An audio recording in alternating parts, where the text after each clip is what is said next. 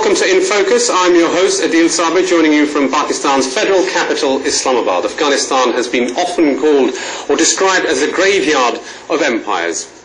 It has seen off the likes of Alexander the Great. It has seen the likes of Genghis Khan, the British Empire, the Russians, and now, of course, the latest casualty could be the Americans. The Americans have been bogged down in a long war with the Afghan Taliban, al-Qaeda. This war, which has been spanning over 9 years, is now the longest war in history. We'll be taking a look at some of the pertinent aspects regarding Afghanistan and the region at large. To discuss these issues, I'm joined by two distinguished guests. Firstly, Brigadier Imtiaz, who served as the Chief of the Intelligence Bureau of Pakistan, also served with Pakistan's premier spy agency, the ISI, and was also a close confidant to former military ruler General Zaid Hamid. Next to him is Mr. Zaid Hamid, who is a renowned security consultant and political commentator. Gentlemen, both welcome to Infocus.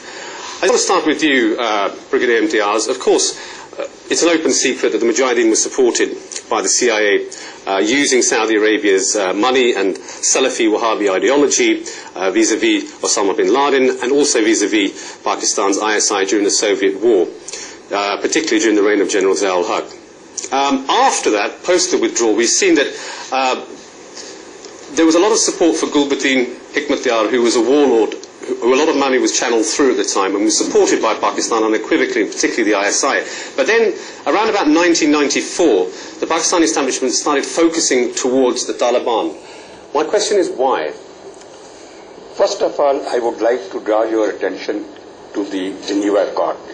I see Geneva Accord as the basic root cause of the post-withdrawal scenario which has developed as it has developed today. Because the basic General Zaid had taken a stand that the Geneva Accord must include the clause of establishment of the interim government before the Soviet troops withdraw. So that once they withdraw, there is no political vacuum and there is a consensus interim government in power to take over the Afghanistan. It did not happen. It did not happen because America did not smoke this idea, and even General Zaid had local problem within the country inland with the political government of Mr. Junaid.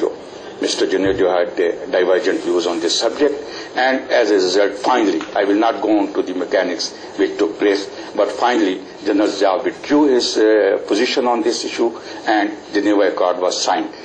In this, the basic problem again occurred, and interestingly, I think it was a deliberate, that the Afghan alliance leaders were not included as a direct party to this Geneva Accord.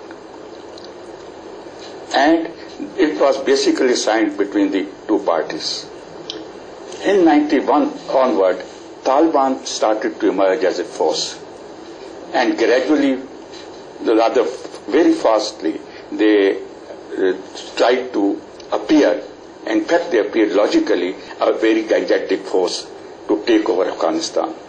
At this stage, Afghanistan, it's not Pakistan only, but even America, started looking towards Taliban, and if Gulbuddin, who was almost left alone and who thought he had played the major role in the 8 years war against Soviet Union, he had better position now by collaborating with the Talibans to salvage the Afghan situation.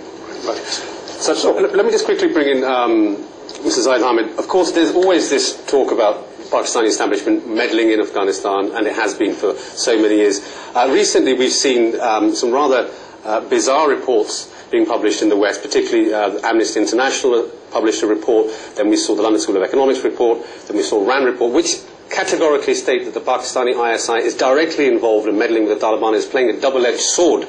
There are some conspiracy theorists who may say that this is all being prepared by Western agencies, certain agencies perhaps like RAW and Mossad, but others may say that it cannot be smoke without fire because Pakistan needs to keep in close contact with the Taliban when the US withdrawal begins. You see, one thing that you need to understand is that Pakistan, since 1975, since even before pre-Soviet invasion days, ISI has been very active in Afghanistan. The entire anti-Soviet resistance was built, created, orchestrated, managed, led by ISI. And that is why you find that when the Berlin Wall was broken down, the chief of German intelligence sent a piece of a rock of the Berlin Wall to the Pakistani ISI DG, saying, to the one who delivered the first blow. And the fact remains that it is ISI which broke down the Soviet Union, of course with the help of the Western world and the Arab world and the Chinese at that time. The fact is that ISI, Afghanistan has historically remained an integral part of Pakistan. And why I'm saying this? Not geopolitically, even geoeconomically, geoculturally. We speak the same language, the Pashtuns live on this side, the Pashtun this side. Pakistani currency is accepted as a normal currency in Afghanistan. The entire agriculture equipment, the implant, the seeds, the books, everything that we have in Afghanistan goes from Pakistan. So, whether we like it or not, Pakistan has a very strong stake in Afghanistan. And this stake has never been ignored by the Pakistani security establishment. Saying that ISI is involved or meddling in Afghanistan is a ridiculous statement in the sense that ISI has a strategic stake, Pakistan has a strategic stake, and we have always been in contact because of the Pashtun tribes that live on both sides of the border, and Taliban are Pashtuns. ISI does not have any strong contacts in Tajiks, Uzbeks and Hazaras. The fact, because those communities don't exist in Pakistan in terms of Pakistani nationalities. So, but this particular allegation that ISI is involved in a double game, trying to double cross Americans and the NATO in Afghanistan, is trying to find a scapegoat in ISI simply because the Americans are failing. They cannot justify their failures upon their own poor, bad strategy or onto the history, which is a witness to the fact that every empire has found his graveyard. So you would say that this is a well-orchestrated media offensive by certain Western vested interests? It's absolutely definite. You see, ISI is being projected as the bad guys in the covert op world. They've always been. This projection, this massive propaganda that ISI is funding Taliban, ISI supporting insurgencies in India, ISI supporting Lashkar-e-Taiba or Jamaat al-Dawa, which Indians claim as well. ISI is being focused right now by the Western agencies and the Indians as well. The objective is, if you break down the eyes and ears of Pakistan, if you declare ISI as a terrorist organization, then overrunning Pakistan wouldn't be any problem for them.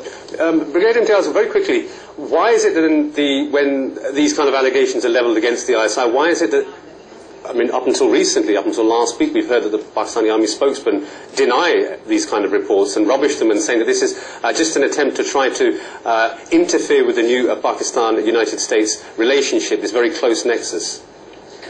Reason being that, first of all, as Mr. Zaid has said very rightly, this is the ongoing campaign against Pakistan, this prime intelligence agency, because primarily this agency is the front-line defense of the security of Pakistan.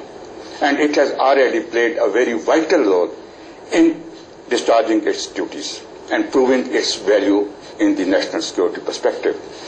Now, second thing is that I think Pakistan has been little extra kind to these forces and these elements who are inimical to our security and our security prime intelligence agency. And I consider it extra kindness that they do not come out very frankly and very boldly and adopt the offensive posture to rebut